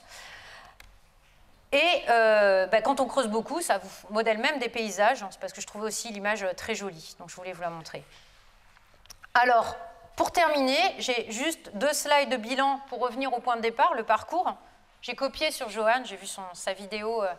Je me suis dit que c'était pas mal de faire ce retour en arrière. Donc ce qui a été utile dans mon parcours, bien en prépa, j'ai acquis un large socle de connaissances pluridisciplinaires, donc les maths, la physique, la chimie, et un peu moins les géosciences, même si j'étais en prépa BCPST, on en a fait un petit peu, mais finalement, c'est pas là que j'ai appris les géosciences qui m'ont été utiles plus tard. Mais par contre, l'ouverture d'esprit, oui. Savoir gérer la charge de travail et l'urgence, parce que dans notre métier, on continue d'avoir des moments de rush avec beaucoup de travail à boucler d'un coup, puis d'autres moments un peu plus calmes. Et moi, c'est un moment où j'ai vraiment développé ma curiosité. Alors, j'ai toujours été curieuse, mais en prépa, j'étais heureuse en prépa de ce que j'apprenais. J'ai toujours trouvé ça passionnant, tout ce qu'on apprenait, et ça ne m'a pas quitté. C'est pour ça que je l'ai mis aussi à Géol. À l'école de géologie, ce qui m'a été utile, c'est c'est tout. Les cours de géosciences, de manière générale. Il y a des matières, je ne pensais pas que ça me serait utile, et ça m'a été utile. Donc je sais que vous ne nous croyez jamais, mais vraiment, il faut nous croire. Alors forcément, ça n'est pas utile à tout le monde, mais le problème, c'est que vous ne savez pas à l'avance ce que vous allez devenir. Et là aussi, j'ai tellement d'exemples de camarades de promo qui étaient persuadés de faire quelque chose et qui ont fait autre chose, qu'il vaut mieux un peu essayer de voir tout ce qui existe pour bien avoir toutes les bases. Les sciences de l'ingénieur et notamment la programmation, forcément, moi, ça m'a énormément été utile. Et puis, tout ce qui est le côté un peu des compétences annexes qui sont le travail en groupe. Donc, vous allez faire beaucoup de rapports, beaucoup de projets, le stage terrain. Ça forme à apprendre à travailler. On ne choisit pas toujours, avec qui c'est pas toujours facile humainement. Et c'est important parce que plus tard, en fait, on ne travaille pas toujours qu'avec des amis, même si moi j'ai plein d'amis dans mes collègues. Parfois, il y en a certains, ce n'est pas vos amis, et il faut quand même travailler avec eux. Donc c'est important de l'apprendre assez tôt. Et comme on fait beaucoup de soutenance et beaucoup de rapports, ça m'a été utile sur ce côté-là aussi. Je continue à être curieuse. En doctorat, les compétences... En fait, alors il y en a une qui est cachée par la barre en bas. J'ai mis l'expertise scientifique tout en bas parce que les gens ont tendance à penser que la thèse, elle est là que pour devenir expert dans votre domaine. Alors comme vous voyez, moi ma thèse, je l'ai fait sur l'hydrogéochimie du bassin ferrifère lorrain et actuellement, je ne fais pas du tout ça en recherche. Donc oui, j'ai acquis une expertise scientifique dans ce domaine-là, mais en fait, ce n'est pas ça le plus important de ma thèse.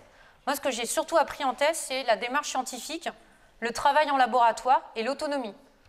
En fait, si vous êtes quelqu'un qui n'aimait pas travailler de manière autonome, qui aimait bien qu'on lui dise quoi faire, la thèse n'est pas pour vous. Par contre, si vous aimez bien avoir des idées, les mettre en œuvre et tout, là, c'est plutôt adapté. Et puis l'anglais, parce que beaucoup de choses se font en anglais. Ça peut vous rassurer. Moi, j'avais fait allemand première langue, donc je n'étais pas très bonne en anglais arrivée à Géol. Et on s'y fait. Puis vous lisez des livres, vous lisez Harry Potter en anglais, c'est très bien. Vous progresserez. Et sur les autres expériences, Ben, moi, j'ai noté, j'ai pas fait de post-doctorat à proprement parler, j'ai fait que des expériences d'enseignant-chercheur. Donc, j'ai toujours eu beaucoup d'enseignement. Et notamment mes expériences à l'ENGES. Alors c'était rigolo, j'ai mis enseigner du L1 au M2 et puis du BTS à l'école d'ingénieur, parce que j'ai donné des cours en BTS, en licence première année et en école d'ingénieur. Et du coup, en termes de structure, l'ENGES, dépendant du ministère de l'Agriculture, c'était un établissement qui avait pas mal de moyens financiers.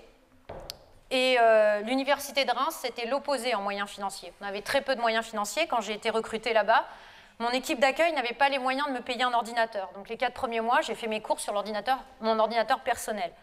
Donc on a des grandes disparités et moi j'ai trouvé ça très enrichissant de travailler dans toutes ces structures. Ça me permet aussi d'être assez consciente de la chance que j'ai dans mon équipe actuelle et dans la structure d'enseignement où je suis. J'ai appris aussi à rechercher des financements et à concevoir des projets. Et c'est pour ça que j'ai mis gestion à moyens réduits, un réseau de connaissances et une connaissance du système qui est très particulier quand même. Le système de l'enseignement supérieur, c'est ça, c'est ses règles et ses lois.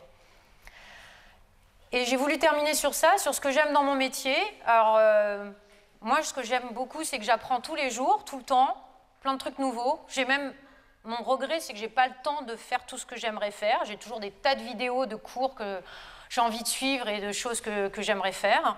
J'aimerais revenir en 3e année à Géol et suivre pratiquement toutes les autres options. Donc, moi, c'est ce que j'aime, c'est que je continue à apprendre plein de trucs.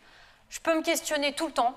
Je me pose tout le temps plein de questions. J'en pose aux doctorants, j'en pose à tout le monde. Donc, j'aime beaucoup ça, parce que c'est quelque chose qui est accepté dans mon métier, de se poser des questions. C'est même encouragé.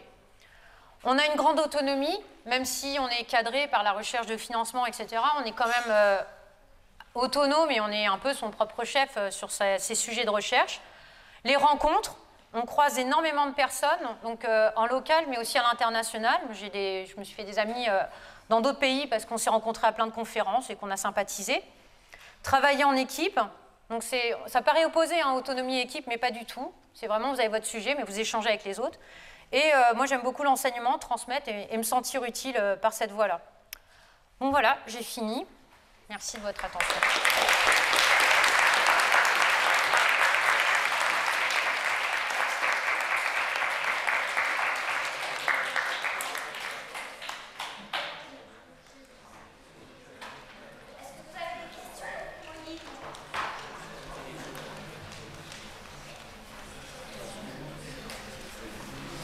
On en posait trop en cours. Oui, je sais. Ah, ça y est.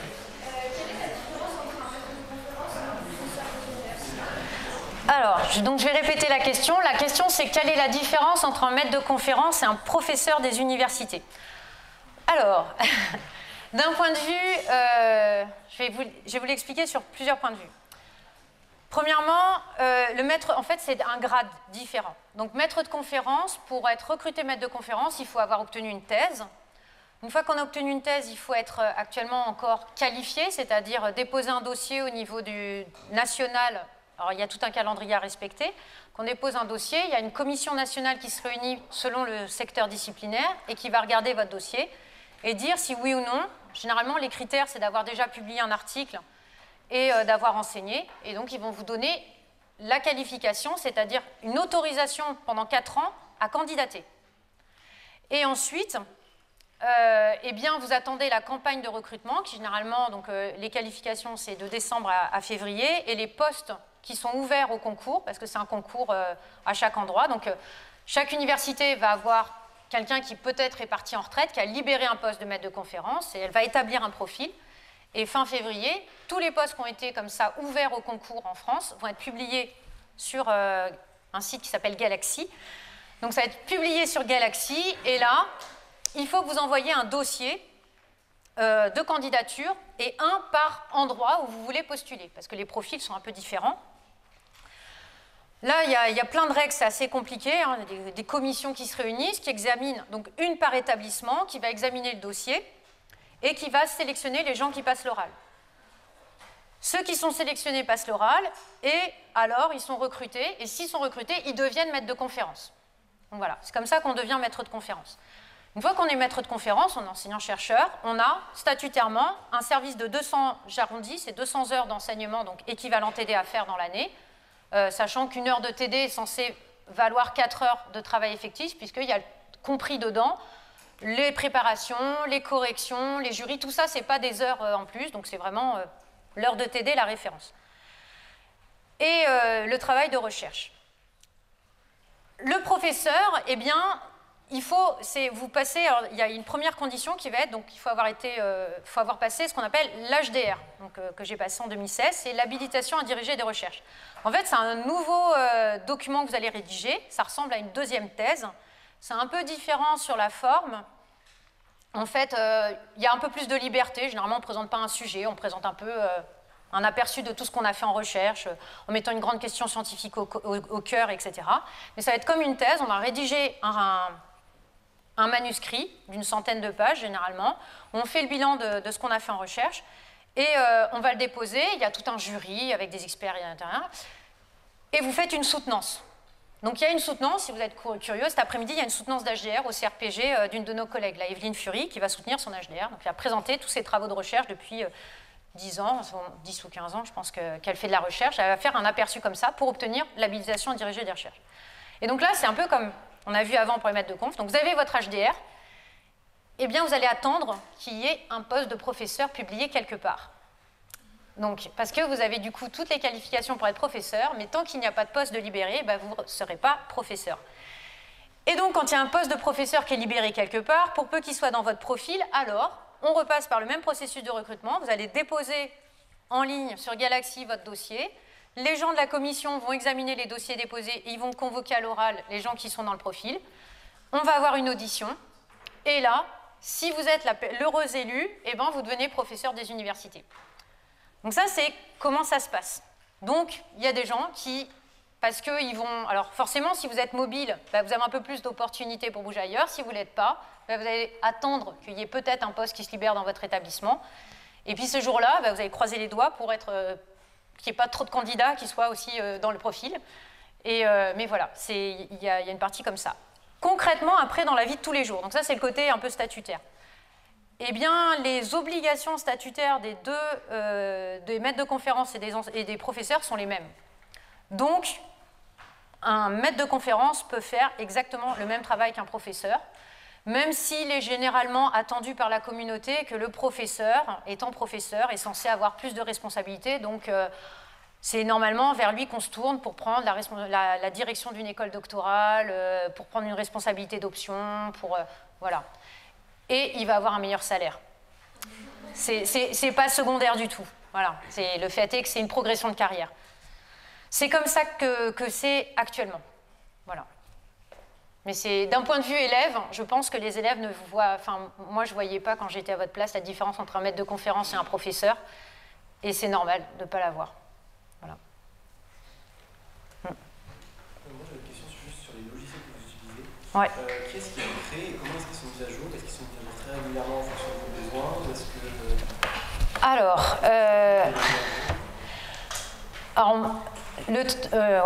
déjà, on ne crée pas forcément un logiciel complet. Généralement, on va créer un programme.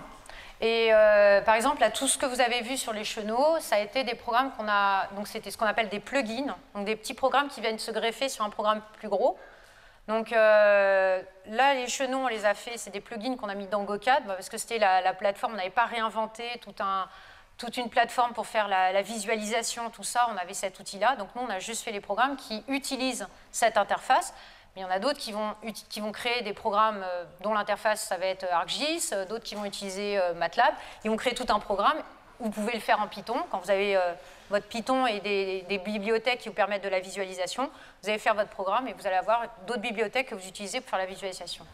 Donc moi, tout ce que j'ai fait, j'ai toujours utilisé donc j'ai toujours développé des programmes complets qui venaient se greffer à des choses existantes. Donc, pendant ma thèse, je travaillais avec MATLAB et Simulink. C'était un truc de boîte à outils, donc qui s'emboîte et tout.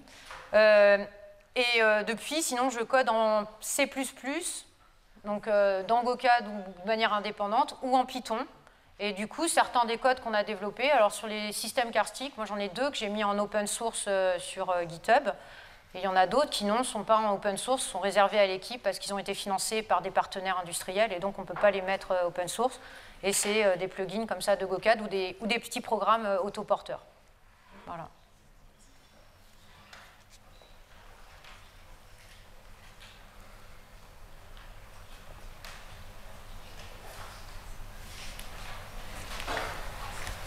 Ouais.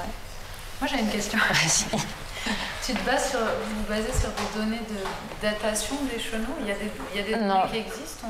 Alors nous, pour ce qu'on a fait, on ne s'est pas basé sur des données de datation de chenaux.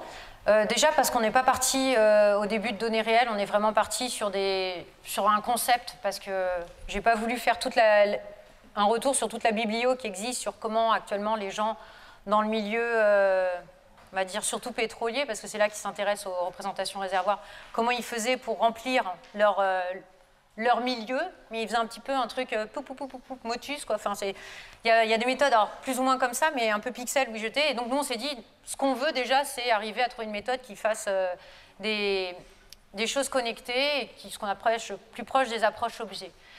Et on a fait pas mal de recherches sur ce qui existait dans les analyses des géomorphologues. Ils ont beaucoup étudié justement ces notions de courbure, ils ont fait des analyses statistiques. Il y a une équation qui approche l'évolution des chenaux, mais quelque chose qui carrément regarderait avec des datations, il n'y en a pas, et je pense qu'on ne descend pas à ce niveau de détail. Ça serait intéressant. Maintenant, est-ce qu'on est à... Ce que je verrais comme défaut, c'est qu'en fait, on risque d'être tellement sur un cas particulier par rapport à quelque chose que nous, on veut réglable et générique. Je ne sais pas, ça serait pour un cas particulier, mais pour l'instant, on ne s'appuie pas là-dessus. Notamment parce qu'on ne cherche pas à avoir une approche déterministe. On ne cherche pas à reconstituer cet environnement-là. On cherche à avoir quelque chose qui est vraiment je ne sais pas, et donc j'essaye de faire plein de possibles qui honorent ce que je ne sais pas. Ouais. Vous avez parlé tout à l'heure du fait que vous utilisez des technologies comme le machine learning.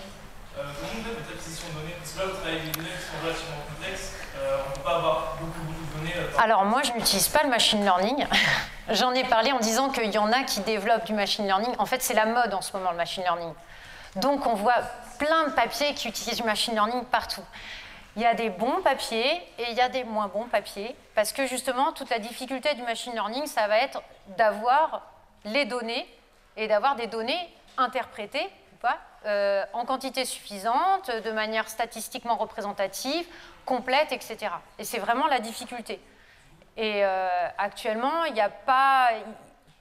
Après, en plus, il y a plein de choses dans le machine learning, il y a plein de choses et plein d'algorithmes. Ce qui marche un peu en ce moment pour les chenaux, c'est avec ce qu'on appelle les GAN, les Generative Adversarial Network.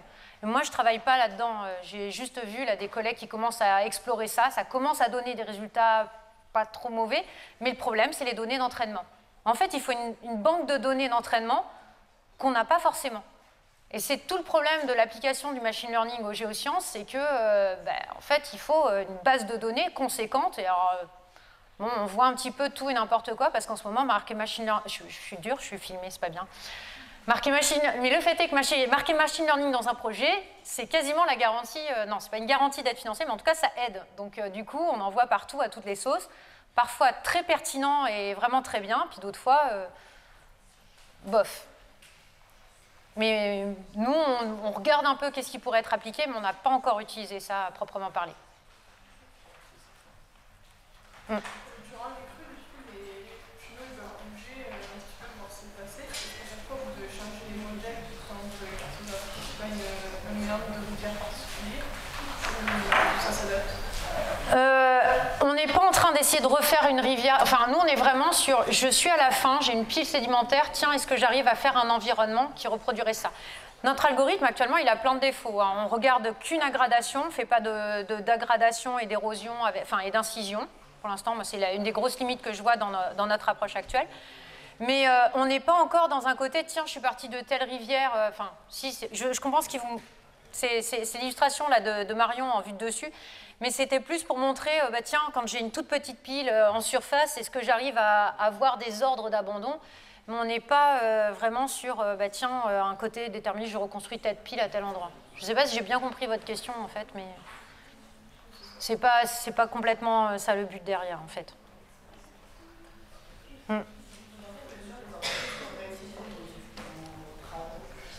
Alors, c'est une bonne question.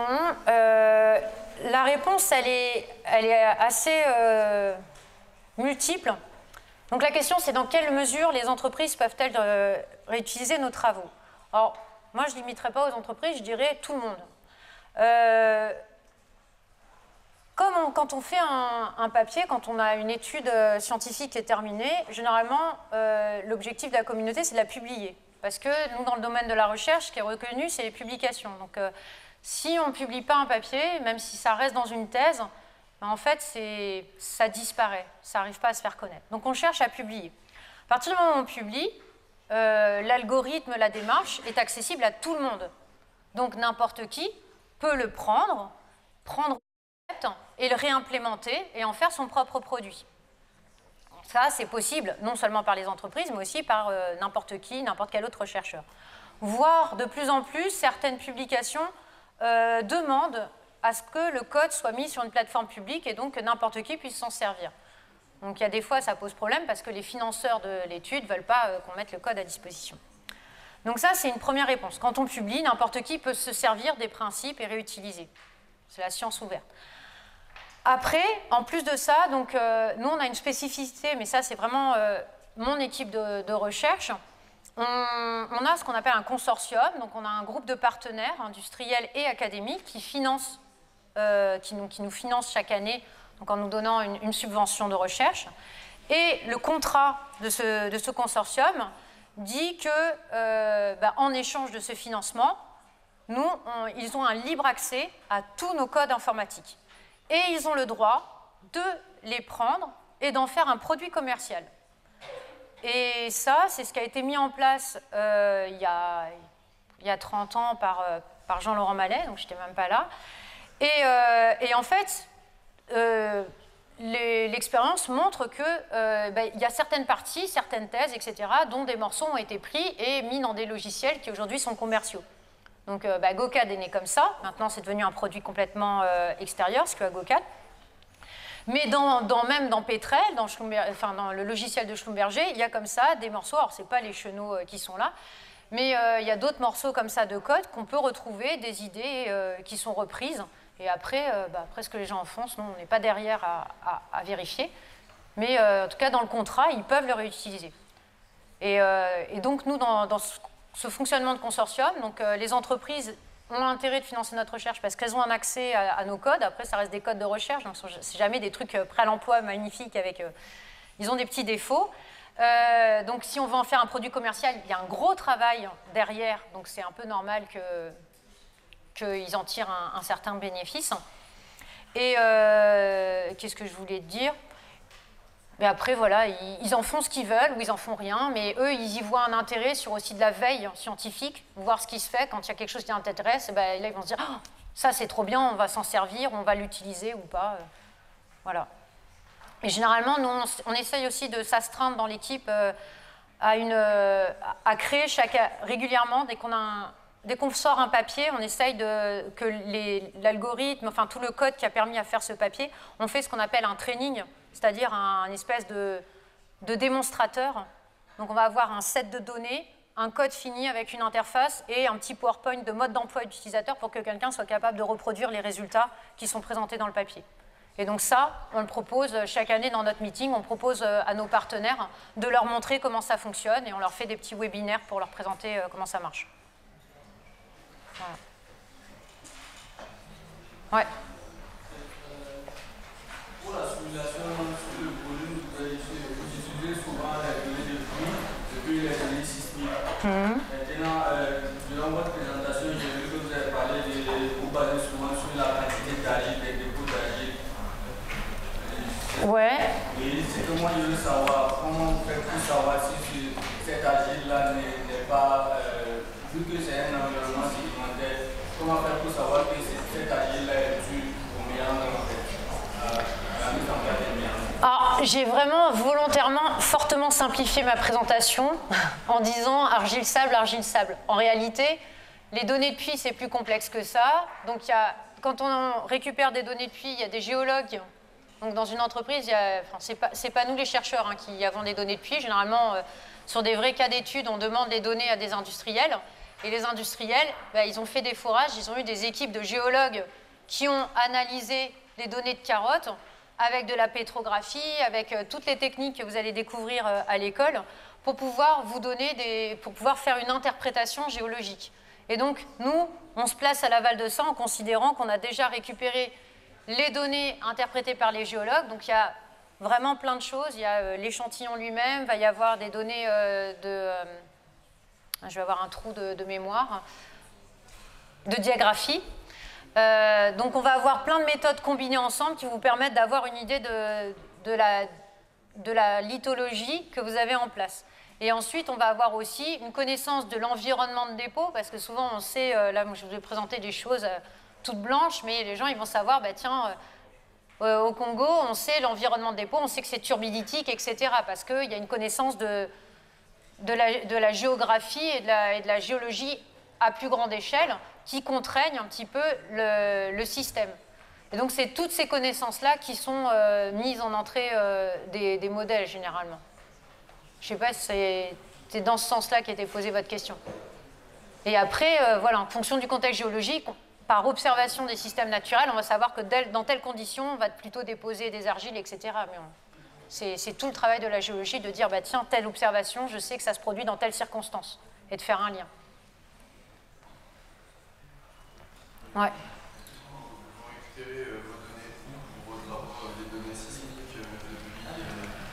Alors, on a beaucoup de mal à récupérer des données parce que c'est un peu chasse gardée. Enfin, les données, ça coûte cher. Donc, c'est pour ça que souvent, on développe des concepts un peu théoriques. Et en fait, après, c'est plus nos partenaires qui vont faire des applications. Mais nous, on a plus des idées et on regarde ce qu'on appelle les proof of concept. On va faire des preuves du concept.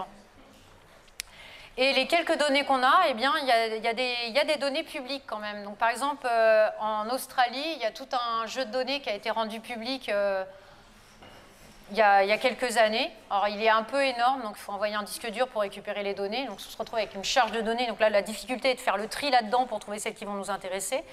Et il y a l'État norvégien, comme la compagnie Equinor, en fait, est une compagnie d'État. Eux, ils mettent aussi à disposition de pas mal de gens des données. Et on a eu un de nos doctorants qui a eu sa thèse qui était cofinancée par Equinor. Donc lui, il a même fait toute sa thèse. Alors, ce n'était pas du tout sur les chenaux, c'était sur les corrélations de pluie. Et il a eu tout un jeu de données qui a été fourni par Equinor pour travailler pendant sa thèse. Donc, il y a des fois, ponctuellement comme ça, en fait, souvent on commence sur un sujet par développer des preuves, enfin des proof of concept. Je ne sais pas trop comment dire en français, tu dis comment? Enfin, une espèce de première étape. On montre que l'idée est preuve par l'idée, enfin preuve de l'idée. Et puis après, nos partenaires vont dire « Ah, mais ça m'intéresse bien, j'ai un jeu de données qui pourrait être utilisé. Est-ce que ça vous dirait qu'on fasse une convention ?» Et on va travailler sur cette convention. Voilà. Moi, je n'ai pas travaillé sur des vraies données sur les environnements chenalisés, à part quelques images sismiques qu'on a eues dans des articles dont on a donné les droits, parce qu'on les avait vus passer en conf. On a dit aux gens « Ah, elle est super ton image, est-ce que tu veux bien la partager ?» Et on a rempli plein d'agréments comme ça pour les récupérer. Voilà.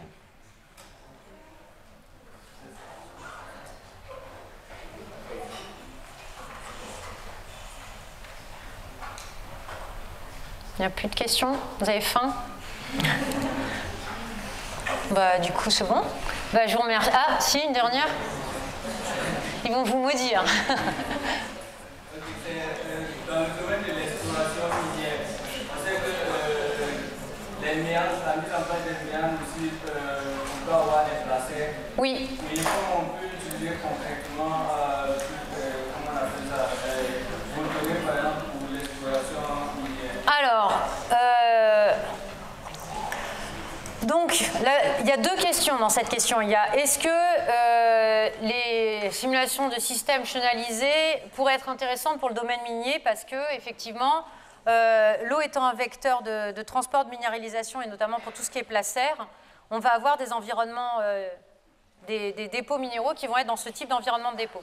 Donc, la réponse, c'est oui, puisque, justement, la compagnie Orano nous a contactés et avait développé un premier ensemble de modèles dans un environnement, dans un environnement chenalisé et voulait tester un petit peu les algorithmes. Pour l'instant, on n'a pas eu le temps et on n'a pas travaillé ensemble dessus, mais ça montre le potentiel. La deuxième question que je suis déjà en train d'oublier, C'était quoi? C'était... Alors après, moi je vous présente de la recherche. Concrètement, soit vous avez des données et puis vous essayez de reconstruire l'environnement de dépôt, etc. Enfin, ça va dépendre des questions qui se posent. Je ne peux pas vous faire une réponse générique. Ça va dépendre du cas de figure, de votre question particulière, de vos données. Et il y a des fois, il faut créer un nouveau code et créer quelque chose qui réponde précisément à votre demande. Après, est-ce que les compagnies minières sont intéressées par la géologie numérique? Oui, parce que, par exemple, Orano vient même d'intégrer le consortium. Et donc, en ce moment, moi, j'en ai pas parlé du tout, mais on a un doctorant qui a commencé au mois de juin avec nous, qui est financé à 80% par Orano, et dont l'objectif est d'arriver à construire des enveloppes de minéralisation. Ce n'est pas en environnement chenalisé du tout, c'est dans un autre type de milieu, mais en fait, les questions scientifiques sont toujours les mêmes. Moi, là, je vous ai présenté aujourd'hui les chenaux, mais cette approche de se dire, j'ai un objet géologique, j'ai un contexte, et j'essaye de construire un algorithme pour simuler ce type d'environnement, en fait, c'est ça le cœur de ma recherche. Et ce n'est pas que les chenaux. Et donc, les partenaires ou les collaborateurs, ils vont venir nous voir en disant, voilà, est-ce que tu as déjà travaillé sur cet environnement? Est-ce que tu aurais une idée? Et généralement, c'est comme ça qu'on échange et qu'on monte une collaboration. Voilà. Du coup, là, je sens l'impatience, donc je pense qu'on va s'arrêter là. Et puis, si vous avez des questions, vous pourrez toujours me redemander à d'autres occasions. Merci.